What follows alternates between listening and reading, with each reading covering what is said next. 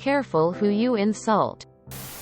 In 1966-67 I was a student at the U.S. Navy School of Music in Little Creek, Virginia. Across a quad from the school building was our barracks.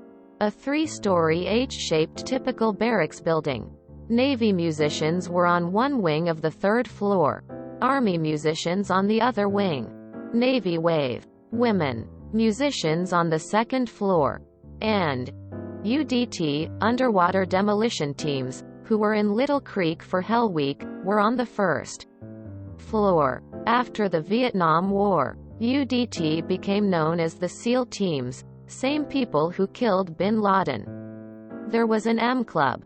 There were always 3 bars on Navy bases: M Club, Enlisted Men, CPO Club, Chief Petty Officers, E5 and above, and Officers Clubs. Our M Club was only about a block away from our barracks.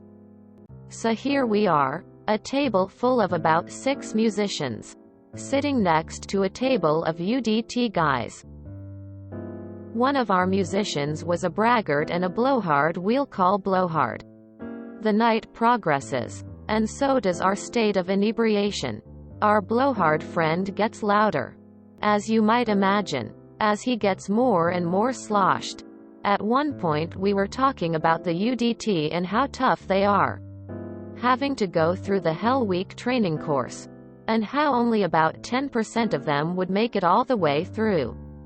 Blowhard says something to the effect of, they aren't so tough. They are really just a bunch of pussies. Quote. The room got quiet. The UDT guys suddenly laughed uproariously. They ordered a round of beers for our table. During the course of the rest of the evening, one of them would come over and slap Blowhard on the back and deliver him another beer. By closing, Blowhard couldn't even stand up. 2 UDT guys volunteered to help us take him back to the barracks. So they physically carried him the block to the barracks, and up 2 flights of stairs to our wing, where we showed them where his bunk was. They stripped him and put him in his bunk and covered him. Later, about 0330 or 0400, we were all in dreamland, and the UDT team snuck into our wing, physically picked up Blowhard's top bunk with him in it, and without his blanket, him sprawled on the bunk with his junk waving in the wind, carried the bunk down to the 2nd floor, and put it into the middle aisle of the women's dorm. All this without waking anyone up. Men or women, except for one woman. The wave woke up their dorm after the UDT guys were gone, and a bunch of waves silently picked up the bunk and took it downstairs, outside the front door, and out to the middle of a parade ground field. 0530 comes and we are all up, getting ready for a planned morning inspection at the parade field. We were all lined up in formation, and out comes the captain, the head officer of our music school.